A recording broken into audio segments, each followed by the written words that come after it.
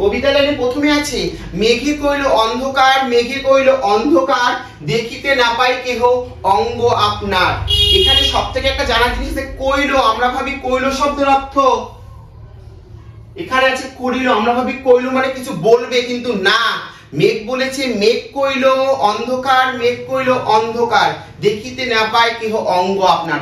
তার মানে মেঘ এতটাই অন্ধকার করলো যে কেউ কারো অঙ্গ দেখতে পাচ্ছে না বা শরীর দেখতে পাচ্ছে না। কোথায়? কলিঙ্গ দেশের ঝড় বৃষ্টিতে। কলিঙ্গ দেশের ঝড় বৃষ্টির কারণে মেঘের অন্ধকারে গোটা কালো মেঘে কি অন্ধকার ছেয়ে গেল। অন্ধকার এত বেশি গাঢ় ছিল যে নিজেদের চেহারা কলিঙ্গ দেশের লোকেরা দেখতে পারছিল না। তারপরে ঈশানে উড়িল মেঘ, সঘনে চিকুর, উত্তর পবনে মেঘ ডাকে দূর দূর। তাহলে কি বলছে এখানে জানতে হবে, ঈশান গোটাটা, এই গোটাটাই হলো কি কলিঙ্গ দেশ, সেখানে ঝড় বৃষ্টি হচ্ছে, কিন্তু সেখানে বলেছে ঈশানে উড়িল মেঘ। এই ঈশান উত্তর আর পূর্বের মাঝখানে যে কোণটা তাকে বলা হয় ঈশান কোণ, এই কোণে কি হচ্ছে বেশি পরিমাণে বৃষ্টি হচ্ছে। তাই বলছে ঈশানে উড়িল মেঘ, সঘনে চিকুর, উত্তর পবনে মেঘ ডাকে দূর দূর। তাহলে আমরা জানি ঈশান মানে উত্তর পূর্ব কোণ, উড়িল মানে উঠছে, মেঘ মানে জানি, সঘনে মানে কি, সঘনে মানে ঘন ঘন, সঘনে মানে ঘন ঘন বা বারবার, চিকুর মানে কি বিদ্যুৎ, আর বলছে উত্তর মানে উত্তর দিক, পবন মানে বাতাস। তাহলে কি হবে, বলছে উত্তর পূর্ব কোণে মেঘের ঘন ঘন বিদ্যুতের ঝলকারি এবং প্রবল বাতাসে মেঘের দুরু দুরু ডাক শোনা যাচ্ছে। কোথায়? কলিঙ্গ দেশে। যেটা যার ফলে কি হচ্ছে, কলিঙ্গ দেশের পুরো আকাশে প্রচুর পরিমাণে কি হচ্ছে, ঝড় বৃষ্টি হচ্ছে। তবে বলছে নিমিষেকে জোরে মেঘ গগন মণ্ডল, চারি মেঘে বরিশে মুষলধারে জল। নিমিষেকে, নিমিষেকে শব্দের অর্থ কি, নিমিষেকে শব্দের অর্থ হলো মুহূর্তের মধ্যে। বলছে নিমিষেকে জোরে মেঘ গগন মণ্ডল, গগন মণ্ডল মানে পুরো আকাশে। বলছে চারি মেঘ, চারি মেঘ মানে জানতে হবে চারিদিকের মেঘ। চারিদিকের মেঘের নাম কি? সমর্থ, আবর্ত, পুষ্কর এবং দ্রোণ। এই চার রকমের মেঘকে বা চারিদিকের মেঘকেই বলা হয় চারি মেঘ। তাহলে কি বললো, বরিশে মানে কি, বরিশে মানে ঝরে পড়ছে, মুষলধারে মানে কি বড় বড় বৃষ্টির ফোঁটা। তাহলে কি বলছে, চোখের পলকে কালো মেঘে কলিঙ্গের আকাশ ছেয়ে বড় বড় বৃষ্টির ফোঁটার মতন চারিদিকে বৃষ্টি ঝরতে শুরু করলো। তারপরে কলিঙ্গে উড়িয়া মেঘ ডাকে উচ্চ নাক, প্রলয় ঘনিয়া প্রজা ভাবে রে বিষাদ। তাহলে বলছে কলিঙ্গে উড়িয়া মেঘ ডাকে উচ্চ না, তাহলে কলিঙ্গ দেশে মেঘ এসে উচ্চ সুরে ডাকে, প্রলয় গনিয়া প্রজা ভাবে রে বিষাদ। তাহলে প্রলয় মানে কি বন্যা, গনিয়া মানে গুনছে, প্রজা মানে যারা কারো কাছে কাজ করে, ভাবে মানে ভাবছে, বিষাদ মানে কি দুঃখ, গনিয়া মানে অনুমান করে, ভাবে মানে ভেবে। তাহলে কি বললো, কলিঙ্গের আকাশে মেঘে মেঘ ভেসে প্রবল গর্জন করছে, ধ্বংসের কথা বা প্রলয় আসবে এ কথা ভেবে প্রজারা দুঃখের দিন গুনতে শুরু করে। কারণ কলিঙ্গ দেশে যে বৃষ্টি শুরু হয়েছে, যে আকাশের অন্ধকার, আকাশের যা পরিস্থিতি, চারটা মেঘ যেভাবে বৃষ্টিপাত শুরু করেছে, তাতে কি হবে, সেখানে প্রলয় আসবে। তারপরে লাইন বলছি, হুর হুর দূর দূর বহে ঘন ঝড়, বিপাকে ভবন ছাড়ি প্রজা দিল রড়।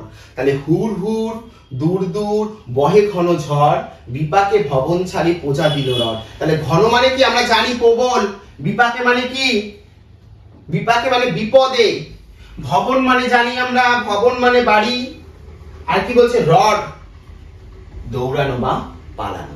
তাহলে বলছে হুর দূর, হুর হুর দূর দূর করে প্রবল বেগে কি আছে, বাতাস তাণ্ডব চালাতে থাকে।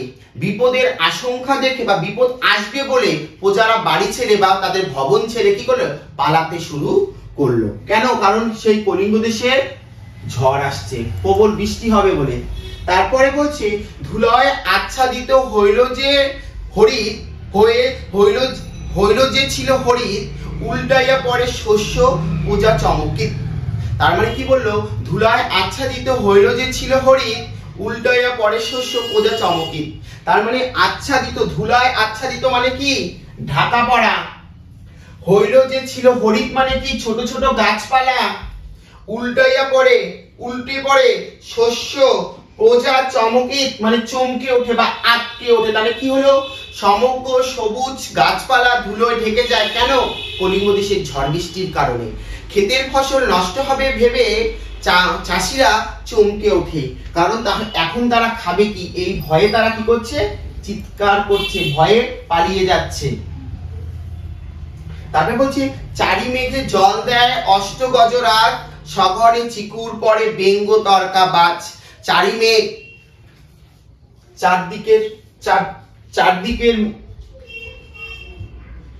চারদিকের মেঘে বলছে চারি মেঘে জল দেয় অষ্ট গজরাজ। অষ্ট গজরাজ মানে আটটা হাতি, আটটা হাতিকে একসঙ্গে বলা হয় অষ্ট গজরাজ। এই আটটা হাতির নাম পড়বো। আট দিকের হাতি বা আটটি হাতি কি নাম? ঐরাবত, পুরুন্দরিক, বামন, টুমুদ, অঞ্জন, পুষ্পদণ্ড, সর্বভৌম এবং শ্রুপতিক। তাহলে কি কি নাম বললাম?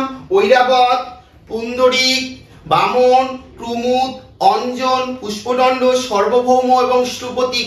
এই আট দিকের এই আটটা হাতিকে নিয়ে বলা হয় অষ্টগজরাজ। তাই বলছি সঘনে, বারবার জানি সঘনে মানে কি, ঘন ঘন। চিকুর আগে পড়েছি বিদ্যুৎ, বেঙ্গ তর্কা বাজ। এই বেঙ্গ শব্দের অর্থ কি? বেঙ্গ শব্দের অর্থ ব্যঙ্গ বা ব্যাং, তর্কা শব্দের অর্থ লাভ বা ঝাঁপানো। তাহলে কি হচ্ছে, মনে হয় যেন আট দিকের আটটি হাতি, বিশাল হাতি কি করছে, সমগ্র কলিঙ্গ দেশে তাদের সুর দিয়ে কি করছে, জল ঢালছে বা জল ছিটাচ্ছে। ব্যাং লাফানোর মতন করে ঘন ঘন বিদ্যুতের চমকানির সঙ্গে কি বাজ পড়তে থাকে। কোথায়? কলিঙ্গ দেশের ঝড় বৃষ্টি যেখানে হচ্ছে এবং কলিঙ্গ দেশে। তারপর বলছি করিকর সমান বরিশে জলধারা, জলে মহি একাকার পথ হইল হারা। তাহলে বলছে করিকর সমান বরিশে জলধারা। বলছে করিকর, করি শব্দের অর্থ কি? হাতি। কর শব্দের অর্থ হলো সুর। তাহলে করিকর মানে কি, একসঙ্গে যৌথ করলে কি হবে, হাতি এবং হাতির সুরকে বলা হয় করিকর। তাহলে কি, তারপর কি বলো, বরিশে জলধারা। বরিশে মানে কি, বর্ষণ করছে বা বর্ষণ করে। জলধারা, জলের ধারা। বলছে জলে মহি, জলে মহি, মহি শব্দের অর্থ কি? পৃথিবী বা কলিঙ্গ। একাকার, সব একসাথে। পথ হইল হারা, হারা মানে হারিয়ে ফেলা। তাহলে হারা মানে কি, হারিয়ে ফেলা। তাহলে কি বলছে, মনে হয় কোন এক বিশাল হাতির দল তাদের সুর দিয়ে সমান তালে জল বর্ষণ করে চলেছে। সমগ্র পৃথিবী বা কলিঙ্গ জলমগ্ন হয়ে পড়ায় জল স্থল ভাগের সীমারেখা কি বোঝা যাচ্ছে না বা দেখা যাচ্ছে না। ঘন ঘন শুনিচারি মেঘের গর্জন, কারো কথা শুনিতে না পায় কোনো জন। তাহলে বলছে ঘন ঘন শুনিচারি মেঘের গর্জন। তাহলে ঘন ঘন মানে বারবার কি করি, চারিদিকের মেঘ, এখনই বললাম চারটা মেঘ, সেই চারদিকের মেঘের গর্জন, কারো কথা শুনিতে না পায় কোনো জন। তার মানে এতটা ডাক। বলছে চারি মেঘ, চার প্রকার মেঘ। আবার কি কি নাম? এবার তোমরা বলবে সংবর্ত, আবর্ত, পুষ্কর, এই দ্রোণ। এই চার রকমের মেঘকে একসঙ্গে বলা হয় চারি মেঘ। এই চারি মেঘ কি করছে, এত জোরে জোরে গর্জন করছে বা এত জোরে জোরে ডাকছে যে কেউ কারো কথা শুনতে পাচ্ছে না। কারণ চারিদিকের মেঘের এতটা শব্দ তীব্র যে কলিঙ্গ দেশে কেউ কারো কথা শুনতে পাচ্ছে না। বলছে পরিচ্ছিন্ন নাহি সন্ধ্যা দিবস রজনী, কলিঙ্গের সঙ্গরে সকল লোক যেন জৈমিনী। তাহলে কি বললো, পরিচ্ছন্ন নাহি সন্ধ্যা দিবস রজনী। তাহলে পরিচ্ছিন্ন মানে কি, বিচ্ছিন্ন বা পার্থক্য মানে আলাদা। সংগ্রহ মানে কি, স্মরণ করা। কি কলিঙ্গ দেশে কাকে স্মরণ করলো, সকল লোক যেন জৈমিনী। জৈমিনী মানে কি ছিলেন, জৈমিনী ছিলেন প্রাচীন একজন কি ভারতীয় ঋষি। এই জৈমিনী হলেন বেদব্যাস, যে আমাদের মহাভারত লিখেছেন। সেই মহাভারতের কি রচয়িতা বেদব্যাসের কি ছিলেন, একজন শিষ্য ছিলেন কি এই জৈমিনী ঋষি। এই ঋষির কাছে কি কলিঙ্গের লোকেরা প্রার্থনা করতে গিয়েছিল যে কলিঙ্গে এত প্রবল ঝড় বৃষ্টি হচ্ছে, এত মানে প্রলয় আসবে, এই ভয়ে যে জৈমিনী ঋষির যেন তাকে বাঁচাতে পারে, বা জৈমিনী ঋষির কাছে গেলে তারা যেন উদ্ধার হতে পারে কলিঙ্গ দেশের এই প্রবল ঝড় বৃষ্টির হাত থেকে, তাই তারা জৈমিনী ঋষির কাছে গেছে। বলেছে অন্ধকারে ছেয়ে থাকা যেন কলিঙ্গ দেশ, সন্ধ্যা দিন রাত্রির মধ্যে কোনো পার্থক্য বোঝা যাচ্ছে না। এমতো অবস্থায় সকল প্রজা বিপদ থেকে পরিত্রাণের জন্য বা কি করবে এই চিন্তায় ঋষি জৈমিনীকে স্মরণ করতে থাকে। এই জৈমিনী ঋষিকে স্মরণ করতে, এই জৈমিনী ঋষি আর এগুলো সব কলিঙ্গ দেশের প্রজারা, তারা কি করলো? এই জৈমিনী ঋষিকে স্মরণ করছে এই কলিঙ্গ দেশের বিপদের হাত থেকে, প্রলয়ের হাত থেকে তাদেরকে বাঁচানোর জন্য। বলছি হুর হুর দূর দূর শুনি ঝন ঝন, না পায় দেখিতে কেহ রবির কিরণ। তাহলে হুর হুর দূর দূর শুনি ঝন ঝন, না পায় দেখিতে কেহ রবির কিরণ। রবির কিরণ মানে কি? সূর্যের কিরণ বা সূর্যের আলো। বলছে চারিদিক থেকে শুধু হুর হুর দূর দূর ও বৃষ্টির ঝনঝন শব্দ এবং প্রবল ঝড়ে কলিঙ্গবাসীরা সূর্যের আলো দেখতে পাচ্ছে না। তাহলে কি বলছে? এত বৃষ্টি, এত অন্ধকার হয়ে গেছে কলিঙ্গ দেশ, যে কলিঙ্গ দেশের বাসী কি হচ্ছে? প্রবল ঝড়ের জন্য কলিঙ্গ দেশের সূর্যের আলোকে কি তারা দেখতে পাচ্ছে না। তাই বলছে গর্ত ছাড়ি ভুজুঙ্গুজ ভাসিয়া বুলে জলে, নাহি জানি জলস্থল কলিঙ্গ মণ্ডলে। ভুজুঙ্গ মানে কি? সাপ। বুলে মানে, এই যে বুলে মানে বেড়ায়। তাহলে কি বললো? গর্ত ছেড়ে সাপ ভেসে বেড়ায় কোথায়? জলে। এই যে বলেছে বুলে জলে। তাই বলছে নাহি জানি জলস্থল কলিঙ্গ মণ্ডলে, মনে হচ্ছে কলিঙ্গ দেশের জল ছাড়া স্থল কোথাও নেই। তার মানে নাহি জানি জলস্থল কলিঙ্গ মণ্ডলে, নাহি জানি মানে কোথায় স্থল কেউ যায় না, সমস্ত কলিঙ্গ দেশ কি জলে ভর্তি বা জলে ভেসে গেছে। তারপরে বলছে নির্বদি 7 দিন বৃষ্টি নিরন্তর, আছুক শস্যের কার্য হেজ্জা গেল ঘর। তাহলে কি বলছে? নির্বদি 7 দিন বৃষ্টি নিরন্তর, নিরন্তর মানে যার কোনো শেষ নেই, থামছে না। আছুক শস্যের কার্য হেজ্জা গেল ঘর। নিরন্তর মানে অনবরত বা থামে না। নিরবধি মানে সর্বদা। আছুক মানে আছে। শস্যের কার্য মানে জমা ফসল। বলছে হেজ্জা জলে ভিজে নষ্ট হয়ে যাওয়া। এটা খুব ইম্পর্টেন্ট, পরীক্ষায় খুব আসে। হেজ্জা শব্দের অর্থ লেখো। তাহলে হেজ্জা শব্দের অর্থ কি? জলে ভিজে নষ্ট হয়ে যাওয়া। সেটা বাড়ি হতে পারে, ফসল হতে পারে, ঘর হতে পারে, রাস্তাঘাট হতে পারে, সবকিছুকেই বলা হয় হেজ্জা যাওয়া। যেমন আমরা বাংলায় বলি মুচ্ছা যাওয়া, মানে মুছে যাওয়া, সেখানে একটা ভাষা হলো হেজ্জা যাওয়া। তাহলে কি বললো? 7 দিন সর্বদা অনবরত বৃষ্টি হতে থাকায় জলে ভিজে সমস্ত জমা শস্য ও ঘরবাড়ি নষ্ট হয়ে যায়। আমি বললাম যে হেজ্জা মানে জলে ভিজে নষ্ট হয়ে যাওয়া, মানে সেখানে লেখা আছে সমস্ত শস্য বা ঘরবাড়ি। সেটা ঘরবাড়ি হতে পারে বা ফসলও নষ্ট হয়ে যেতে পারে।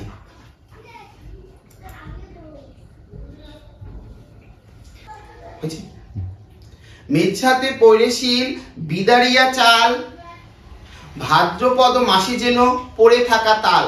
তাহলে কি বলে? মেঝাতে মানে মেঝেতে, বিদরিয়া মানে ভেদ করে, আর ভাদ্রপদ মানে ভাদ্র মাস।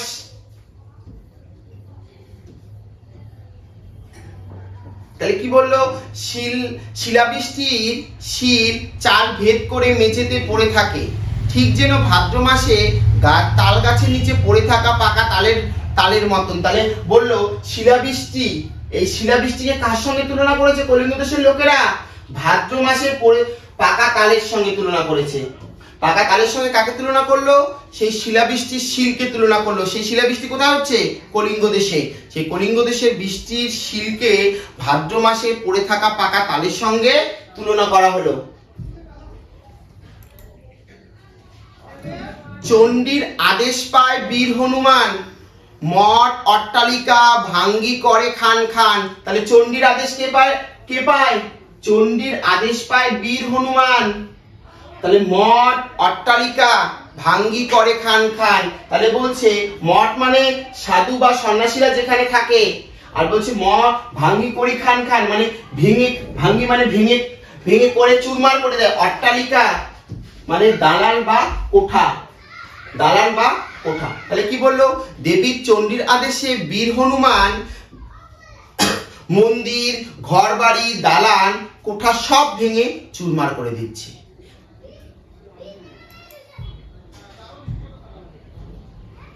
বলছে চারিদিকে বহে ঢেউ, পর্বত বিশাল, উঠে পড়ে ঘরগুলো করে দলমল।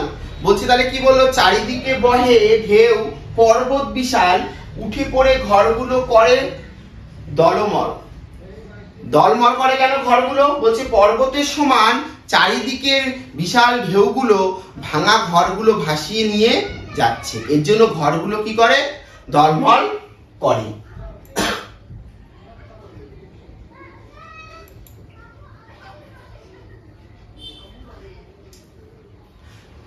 চণ্ডীর আদেশে ধায় নদ নদীগণ, অম্বিকা মঙ্গল গান কবি কঙ্কন। তাহলে চণ্ডীর আদেশে কে ধায়? নদ নদীগণ। চণ্ডীকে দেবী দেবী দেবী চণ্ডী। এই চণ্ডীর আদেশে ধায় কি? নদ নদীগণ, অম্বিকা মঙ্গল গান কবি কঙ্কন। তার মানে বললো চণ্ডীর আদেশে নদ নদীর জল প্রচন্ড বেগে নগরে প্রবেশ করছে। শ্রী কবি কঙ্কন মুকুন্দ চক্রবর্তী রচিত অম্বিকা মঙ্গল কাব্যের এই ধ্বংসের কাহিনী গান আকারে শুনিয়েছেন। বলছি চণ্ডীর আদেশে নদ নদীর জল প্রচন্ড বেগে নগরে প্রবেশ করে। কবি শ্রী কঙ্কন মুকুন্দ চক্রবর্তী রচিত অম্বিকা মঙ্গল কাব্যের এই ধ্বংসের কাহিনী গান আকারে কি করেছেন? শুনিয়েছেন। কোথায়? কলিঙ্গ দৃষ্টি ঝড় বৃষ্টি কবিতায় মুকুন্দ চক্রবর্তী তিনি শুনিয়েছেন। এই কলিঙ্গ দেশের যে আকাশের এত খারাপ অবস্থা, সেখানে প্রলয় আসছে, ঝড় বৃষ্টি ঢুকছে, সেখানে রাস্তা জল সব একাকার হয়ে গেছে, সাপ বেরিয়ে যাচ্ছে, এই সব কাহিনী তিনি গান আকারে কি অম্বিকা মঙ্গল কাব্যের ধ্বংসের কাহিনী তিনি গান আকারে তার কলিঙ্গ দেশের ঝড় বৃষ্টি নামক কবিতায় তিনি শুনিয়েছেন।